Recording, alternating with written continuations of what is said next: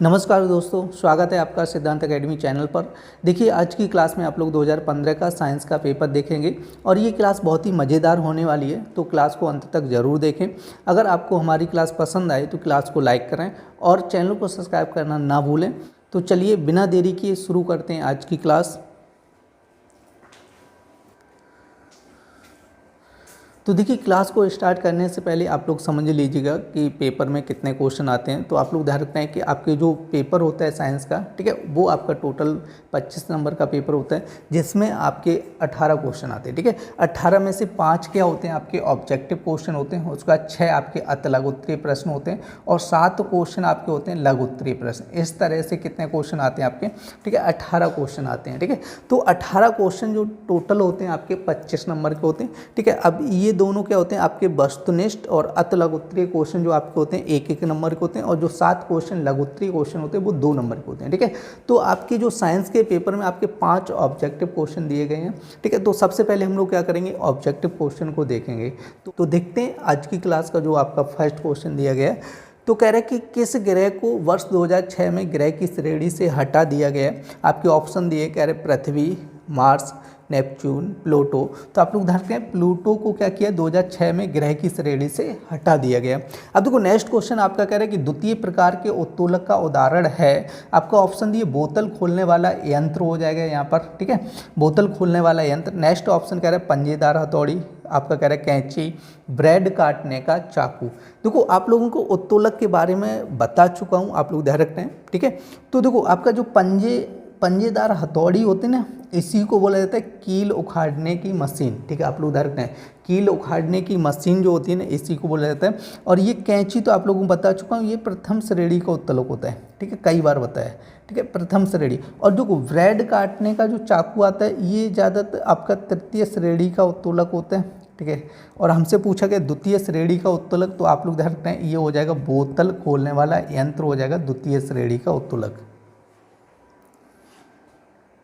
तो देखते हैं अगला क्वेश्चन। कह रहा है कि प्रबल क्षार हैं। तो देखो आपसे प्रबल क्षार के बारे में पूछ रहा है। ऑप्शन दिए NH4OH, CaOH का होल ट्वाइस, NaOH, MgOH का होल ट्वाइस। तो आपका आंसर हो जाएगा NaOH। ठीक है, देखो नेक्स्ट क्वेश्चन कह रहा है कि अधपका मांस खाने से होने वाला रोग है।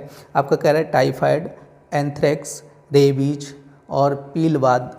तो यहाँ पे आपका शायद बाद होगा। ठीक है, तो आपका आंसर हो जाएगा एंथ्रेक्स। ठीक है, तो एंथ्रेक्स जो बीमारी होती है, तो आप लोग ध्यान रखें, अधपका मांस खाने से बीमारी होती है। देखो नेक्स्ट आपका क्वेश्चन कह रहे हैं कि रसांकुर संरचना पाई जाती है। कह रहे हैं क्षुद्रांत, यकृत में, लार ग्रंथि में, हृदय में। तो आप लोग ध्यान रखें, आपका आंसर हो जाएगा क्षुद्रांत में।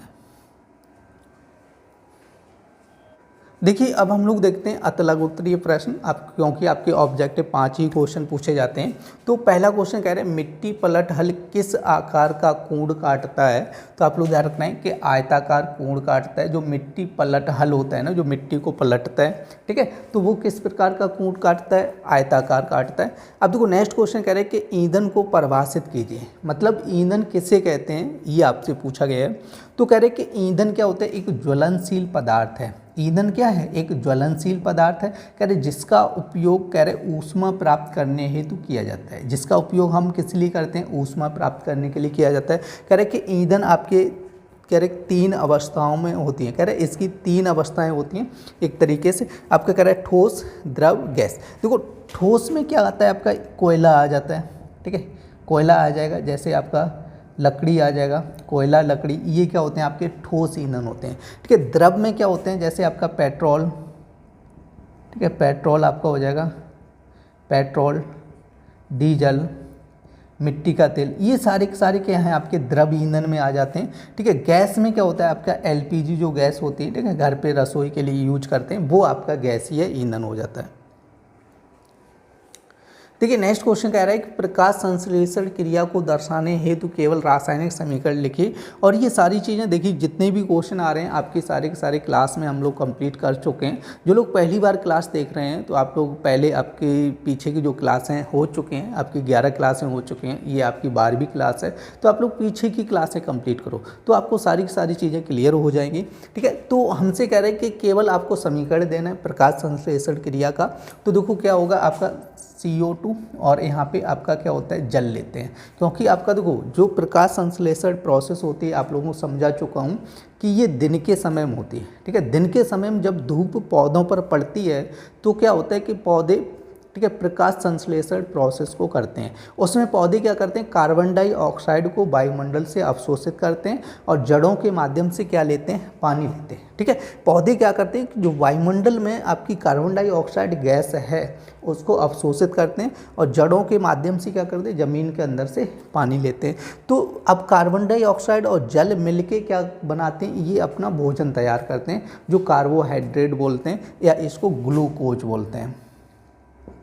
क्या बोलते हैं, ग्लूकोज या कार्बोहाइड्रेट के रूप में ये क्या करते हैं, अपना भोजन तैयार करते हैं। आप लोग ध्यान रखना है, ठीक है। अब देखो यहाँ पे जैसे भोजन तैयार किया तो यहाँ पे आपका क्या बनेगा, C6H12O6 आपका कह रहा है। देखो यहाँ पे देखो C कितनी अच्छा है, तो बैलेंस ही करने के लिए यहाँ पे आपको 6 का मल्टीप्लाई करना पड़ेगा, तो C तो 6 हो गए, लेकिन ऑक्सीजन कितने हो गए, 6 दूनी 12 हो गए, ठीक है। तो यहाँ पे आपके ऑक्सीजन कितने आ गए, 6, तो 6 ऑक्सीजन और बचे, तो आगे आपके बैलेंस ही करेंगे। तो इस तरह देखो यहाँ पे H कितने 12, तो यहाँ पे आपका H को हमें कितने का गुणा किया, H में 12 का गुणा किया, तो 12 दूनी 24 H हो गए। अब 24 H हो गए तो 12 H और बचे, तो यहाँ पे आपके जल के रूप में ये निकल जाएंगे 6H2O, ये क्या बनेगा, जल, और बच्चा हुआ क्या निकल रहा है आपका, ऑक्सीजन, ठीक है। तो आप लोग ध्यान रखना है कि प्रकाश संश्लेषण प्रोसेस में, ठीक है, पौधे क्या करते हैं, ऑक्सीजन उत्सर्जित करते हैं। क्या करते हैं, उत्सर्जित, मतलब ऑक्सीजन को छोड़ते हैं एक तरीके से, और देखो क्या करते हैं, कार्बन डाइऑक्साइड को क्या करते हैं, अवशोषित करते हैं, ठीक है। आप लोग ध्यान रखें, देखो पौधे प्रकाश संश्लेषण क्रिया में क्या करते हैं कि ऑक्सीजन को उत्सर्जित, मतलब ऑक्सीजन को छोड़ते हैं और कार्बन डाइऑक्साइड को अवशोषित करते हैं, ये चीज़ ध्यान रखना। इससे भी आपका क्वेश्चन एग्जाम में ज़्यादातर पूछा जाता है कि प्रकाश संश्लेषण क्रिया में पौधे किस गैस को अवशोषित करते हैं, तो आप लोग ध्यान रखना है कार्बन डाइऑक्साइड को अवशोषित करते हैं, और उत्सर्जित या छोड़ते किसको हैं, तो ऑक्सीजन को छोड़ते हैं। आप लोग ध्यान रखना है। देखिए नेक्स्ट क्वेश्चन कह रहे हैं कि जांग की अस्थि का नाम बताइएगा। तो जांग में कौन सी अस्थि पाई जाती है, तो उसका नाम पूछा गया है, तो आप लोग ध्यान रखना है वो अस्थि कौन सी हो जाएगी, फीमर अस्थि हो जाएगी। और आपसे पूछा जाए सबसे बड़ी अस्थि कौन सी है, ठीक है, सबसे बड़ी अस्थि पूछी जाए तो भी कौन सी हो जाएगी, फीमर हो जाएगी, ठीक है। आप लोग ध्यान रखना है। देखो नेक्स्ट क्वेश्चन कह रहा है आपका 4Na+O2, एरो लगा, खाली स्थान, कह रहा है समीकरण को पूरा करना है। तो आप लोग ध्यान रखना है कि 4Na+O2 इसकी क्रिया कराएंगे तो आपको बनेगा 2Na2O, ठीक है। देखिए नेक्स्ट क्वेश्चन कह रहे हैं किसी परमाणु को कह रहे दर्शाने के लिए, कह रहे परमाणु संख्या, द्रव्यमान संख्या, कह रहे तत्व का प्रतीक प्रदर्शित करने के लिए निर्धारित तरीके को लिखिए। आपसे कह रहे हैं कि किसी परमाणु की जैसे परमाणु संख्या, द्रव्यमान संख्या और तत्व का प्रतीक प्रदर्शित करना है तो उसको कैसे लिखना है, तो आप लोग ध्यान रखना है इस टाइप से लिखा जाता है, Z बेस के नीचे ऊपर ऐसे, ठीक है। तो ZXA, अब Z क्या होता है आपका, ये चीज़ रखना है, ये होता है आपका परमाणु क्रमांक। क्या होता है, परमाणु क्रमांक, लेकिन ए क्या होता है, परमाणु का द्रव्यमान, एक तरीके से हो जाएगा, ठीक है, परमाणु द्रव्यमान होता है।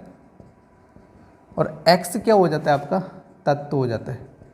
एक्स क्या हो जाएगा, तत्व हो जाएगा। आप लोग ध्यान रखें, तो वही यहाँ पे दिया गया है ZXA, जहाँ पे ए क्या कह रहा है, परमाणु द्रव्यमान कह रहा है, Z क्या कह रहा है, परमाणु संख्या। देखो परमाणु संख्या या परमाणु द्रव्यमान एक ही बात होती है, और एक्स क्या होता है आपका, तत्व होता है।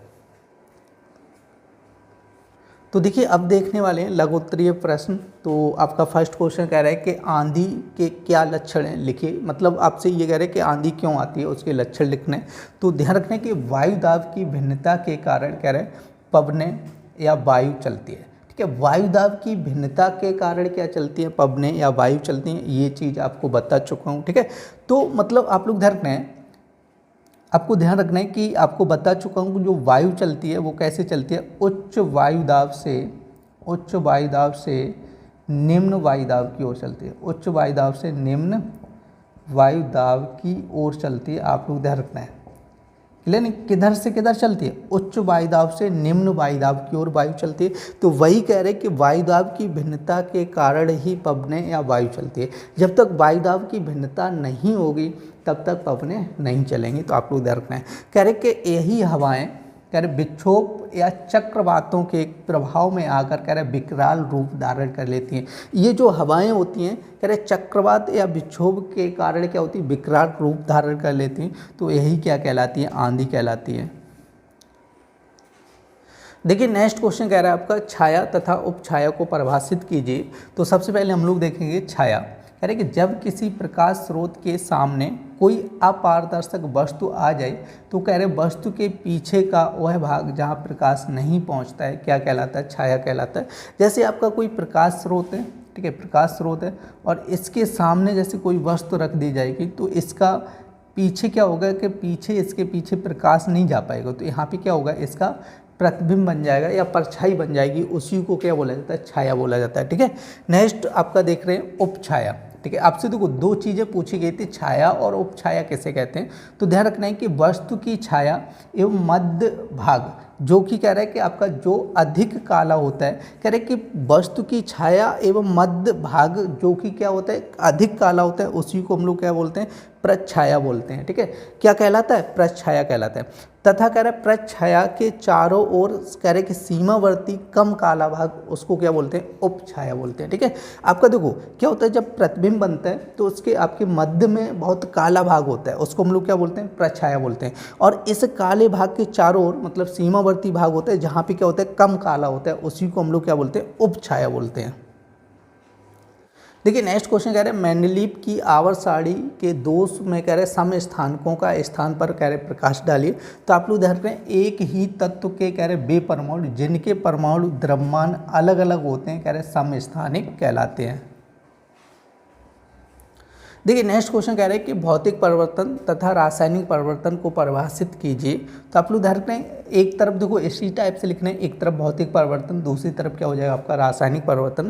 देखो भौतिक परिवर्तन क्या होता है, कह रहे भौतिक परिवर्तन में पदार्थ के कह रहे भौतिक गुण जैसे रंग, अवस्था एवं आकृति आदि में परिवर्तन हो जाता है। देखो क्या होता है, भौतिक परिवर्तन क्या होता है, जैसे आपके रंग, अवस्था, आकृति आदि में परिवर्तन हो जाता है, परंतु उसकी रचना में कोई अंतर नहीं आता। परंतु क्या होता है, उसकी जो रचना होती है, बनावट होती है, उसमें कोई अंतर नहीं आता। ये होता है भौतिक परिवर्तन। अब देखते हैं रासायनिक परिवर्तन।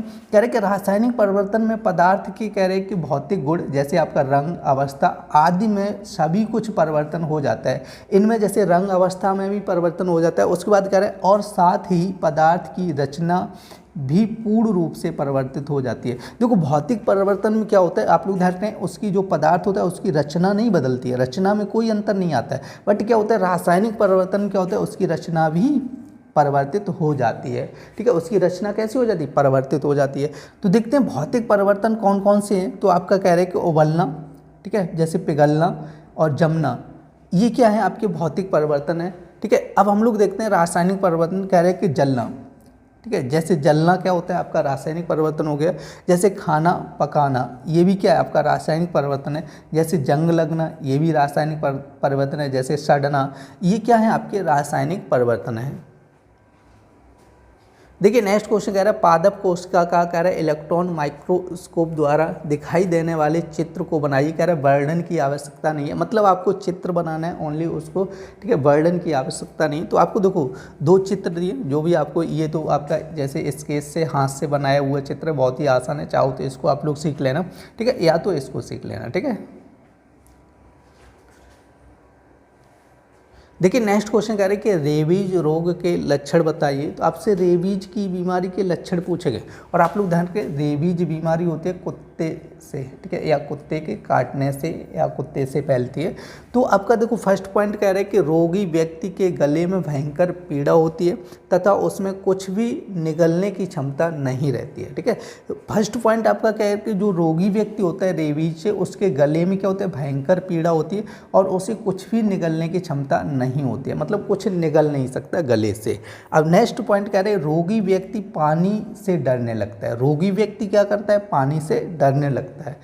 देखिए नेक्स्ट कह रहा है कि रोगी व्यक्ति कभी कभी अत्यंत आक्रामक भी हो जाता है। आपका थर्ड पॉइंट दिया गया। ठीक है, आप लोग ध्यान रखें, रेबीज बीमारी किससे होती है, कुत्ते के काटने से फैलती है। आप लोग ध्यान रखें, तो वही कह रहे हैं कि रेबीज बीमारी के या रेबीज रोग के लक्षण बताइए।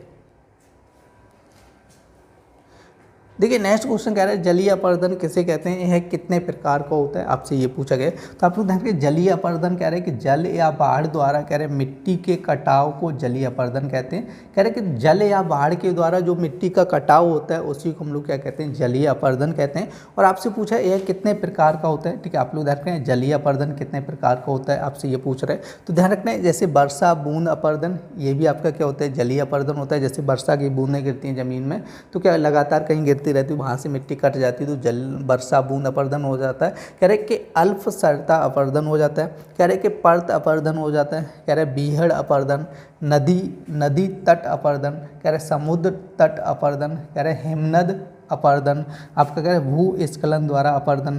देखो बहुत सारे प्रकार हैं, जितने भी आप लोगों को याद हो उतने आप लोग एग्जाम में लिख देना, ठीक है। और देखो जो भी इंपॉर्टेंट लगा करें वो आप लोग नोट जरूर कर लिया करें। दोस्तों आज की क्लास में आप लोगों ने 2015 का साइंस का पेपर देखा था। उम्मीद करते हैं सब कुछ अच्छे से समझ में आया होगा। यदि आपको क्लास पसंद आई तो कृपया लाइक करें और देखिए चैनल को सब्सक्राइब करना ना भूलें और देखिए ज़्यादा से ज़्यादा शेयर कीजिए जिससे कि ज़्यादा से ज़्यादा लोग जुड़ सकें। फिर मिलते हैं ऐसी नेक्स्ट क्लास में, तब तक के लिए धन्यवाद।